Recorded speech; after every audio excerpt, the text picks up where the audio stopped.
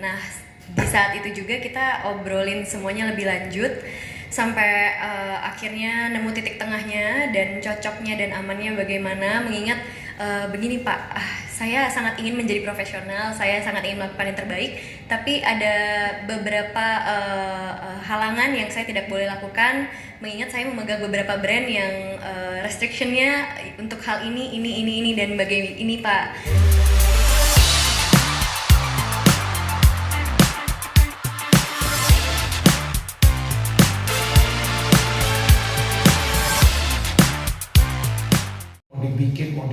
mau dibikin jadi tantangan terus gimana nih yang kita bisa bikin. Akhirnya dapat kesempatan bisa tayang di WeTV, ini akan tayang di WeTV. Terima kasih Les atas dukungannya, kepercayaannya selalu, dan of course Anggi, thank you ya, keren kita lihat. Dan juga All Stars di sini, terima kasih, dan mudah-mudahan tontonan ini jadi fenomenal, jadi top rated, top viral. Itu harapannya, dan saya kira punya potensi. Jadi something different, kelebihan dan kebebasan yang ada di kita mau tonjolkan, karena kupu-kupu malam perlu berani, dan kita bisa lakukan ini hanya di OTT. Jadi mudah-mudahan film-film atau series yang kita akan buat ke depan bisa ada kebebasan, cerita yang mau disampaikan, dan menariknya bukan hanya cerita, values-nya juga sangat kuat di sini. Karena bagi MD, bagi saya pribadi, kalau kita mau kasih lihatin sesuatu, value sangat penting. Apa moral value-nya yang ada di series ini. Mau tahu lebih lanjut, saya nggak akan panjang lebar, saya nggak mau ceritakan juga intrik-intriknya. Banyak dari cerita ini yang nggak bisa ketebak, yang kita pikir mau kesini tapi ternyata banting setir ke lain lagi. Jadi kalau penasaran mau tahu lebih lanjut, silakan nonton Kupu-Kupu Malam di WeTV, bukan dibajakan. Terima kasih. Terima kasih Pak Manoj. Terima kasih sekali lagi, all cast, semangat, all the best. Thank you. Kemudian tentunya berikutnya kami persilakan kepada Ibu Leslie Simpson untuk menyapa teman-teman media. Ya, pertama mau terima kasih buat Pak Manoj, Ibu Leslie udah ngasih kesempatan buat saya lagi untuk explore lebih, untuk belajar lebih gila lagi, lebih untuk lebih bereksperimen dan membuat sebuah karya, khususnya film seri yang diperbolehkan untuk take it to another level gitu. Jadi ini level baru untuk series di Indonesia, dijamin belum ada yang seperti ini dari semua sisinya gitu ya, dari storytellingnya, bahkan dari sisi-sisi yang tanda kutipnya gitu kan. Pokoknya ini seru banget buat diikutin, dan terima kasih juga buat semua casting yang do such an amazing work lah pokoknya kan. Di sini saya sendiri belajar dari segala hal, terutama yaitu tadi kan tentang nilai-nilai moral yang ada di dalamnya gitu kan. Karena di sini kita bukan cuma tentang ngebahas masalah love and tragedi yang kita lihat, tapi juga kita juga di sini belajar tentang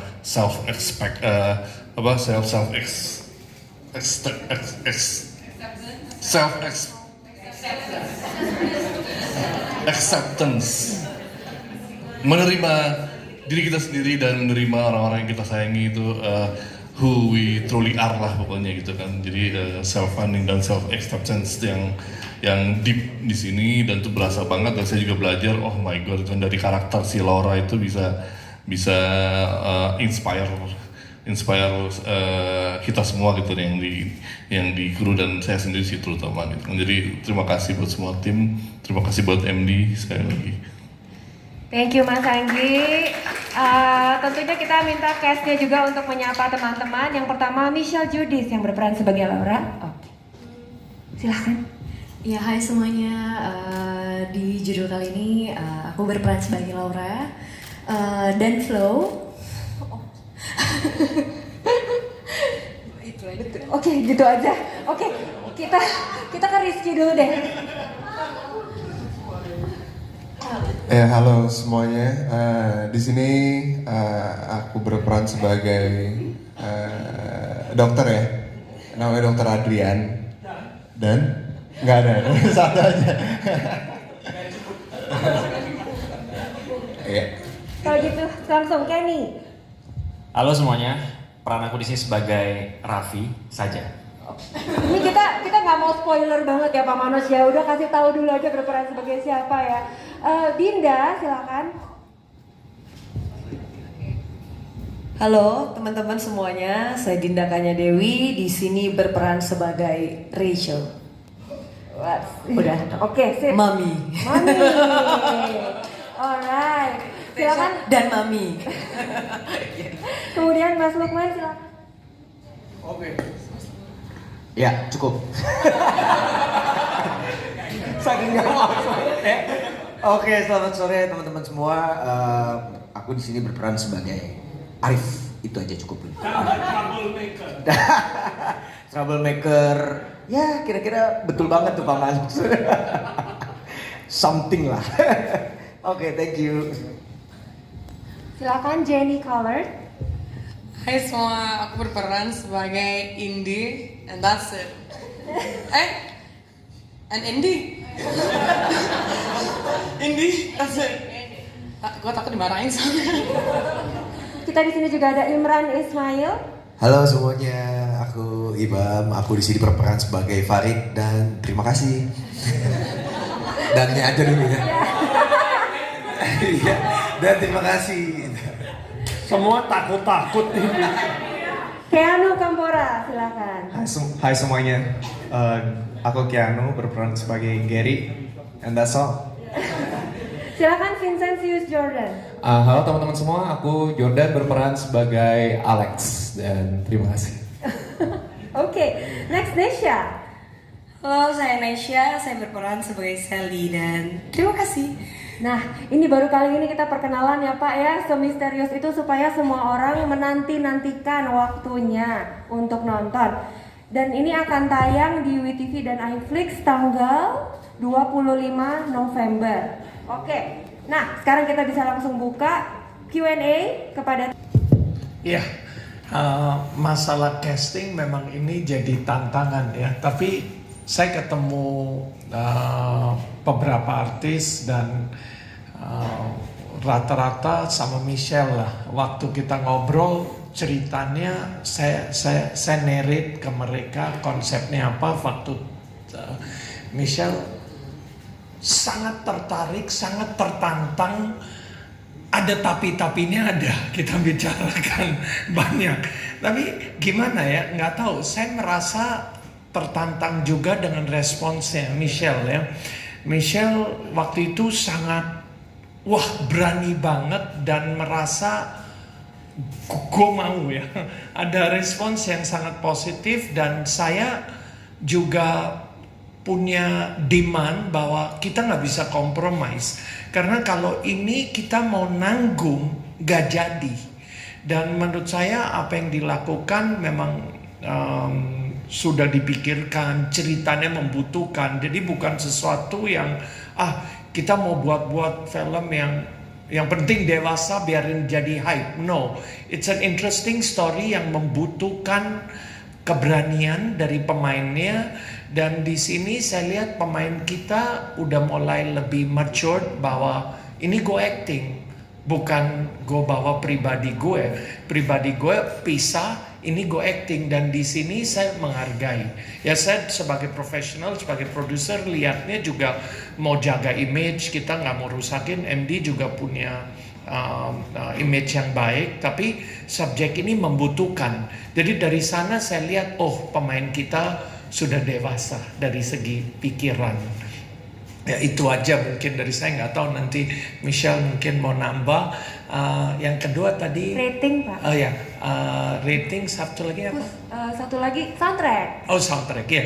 Ratingnya yang pasti dewasa karena tiap episode bisa ada rating yang beda. Ya, yang pastilah udah trailer begini sangat dewasa dan saya sekarang kan sensor mandiri. Jadi kita juga harus be alert ya. Mau berapa tahun pun ini OTT, anak umur 10 tahun kalau nonton gimana. Jadi benar-benar sensor mandiri penting dan ada aturan mainnya lah. Di sana saya harapkan masyarakat bisa tanggung jawab terhadap anaknya atau siapa yang menonton harus sesuai umur. Ya. Soundtrack. Yes, soundtracknya sih saya kira ini remake, kita akan launching tanggal Minggu 25 depan kira-kira juga. ya. Biarin Betul. suspense dulu. Itu dari saya. Michelle mau ditambah. Kenapa perannya, tantangannya apa? Mungkin perlu dari point of view Michelle bahwa kok berani. Oke. Ya, jadi menurutku sendiri dari pertama kali ketemu sama Pak Manoj, diceritakan alur ceritanya, lalu proses syutingnya akan seperti apa dan bagaimana ekspektasinya Pak Manoj sendiri. Jadi menurut aku ini sangat menarik ya Pak, tapi ada beberapa hal yang menurutku aku akan berat melakukan. Nah, di saat itu juga kita obrolin semuanya lebih lanjut sampai akhirnya nemu titik tengahnya dan cocoknya dan amannya bagaimana, mengingat begini Pak, saya sangat ingin menjadi profesional, saya sangat ingin melakukan yang terbaik, tapi ada beberapa halangan yang saya tidak boleh lakukan, mengingat saya memegang beberapa brand yang restrictionnya untuk hal ini dan ini Pak, bagaimana menurut Bapak? Oke, Michelle, baiklah kalau gitu, kita setuju kalau Michelle butuh body double dan kalau dari Pak Anggi proses penyutradarannya butuh tim body double atau apa, kita bisa support. Jadi untuk beberapa adegan yang eksplisit itu aku pakai body double, jadi bukan aku sendiri, jadi nggak langsung aku, jadi memang begitu ya Pak. kebetulan banyak sisi-sisi yang kita explore sangat luar biasa. Itu Pak Anggi membantu di lokasi dengan body double sendiri, jadi aku benar-benar disupport juga. Akhirnya nemu nih jalan tengahnya begini-gini Michelle. Oke, semuanya requirementnya aman. Oke deh, kita jalan. Oke deh Pak, bismillah ya Pak, lancar ya Pak, dan sesuai sama ekspektasi Bapak gitu sih. Thank you. Itu sudah terjawab belum? Body double-nya 5 kali ya diulang ya. Jadi clear. Sudah terjawab? Iya, jadi mau cerita aja sedikit tentang body double itu. Kita sempat kesusahan waktu itu mencari body double-nya Michelle yang membutuhkan tubuh yang seksi dan seksi banget gitu, kayak Michelle yang putih dan seksi lah gitu. Akhirnya setelah kita cari-cari susah banget nyari beberapa, akhirnya saya berkorban. Saya yang jadi body double dia karena saya sangat seksi banget jadi dan fleksibel ya, saya berkorban untuk Michelle. Sama-sama loh Michelle. Oke, kalau gitu kita bisa lanjut ke pertanyaan berikutnya, silakan. Ya. Yang terakhir, oke silakan. Cik, ya. Ini sangat memancing ya, jadi potong dulu, harus nonton. Hampir saya mau cerita, saya udah Anggi aja enggak. Jangan nonton nanti bocor lagi, repot. Tapi Andy pernah buat tahun 2007 ya, kalau nggak salah, Bunga Malam ya di RCTI tayang, dan juga sangat oke itu. Padahal subjek genre yang bukan hanya genre, subjek yang begini biasanya tuh segmented, nggak akan seluas, nggak gampang untuk jadi masyarakat tontonan umum ya. Jelas ini lebih bold dari Layangan Putus. Even kayak Layangan Putus cerita begitu, saya sedikit itu juga biasanya bold, segmented. Kalau makin bold, makin segmennya makin kecil. Jadi mudah-mudahan ini di segmen tertentu ini bisa jadi noise yang besar. Itu aja dari saya. Karena subjeknya sangat menarik, sangat realita.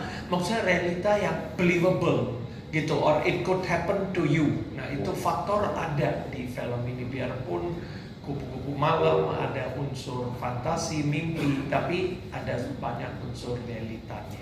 Tapi kalau mau tahu lebih lanjut, 25 November, itu pun belum tahu semuanya, baru berapa persen ceritanya.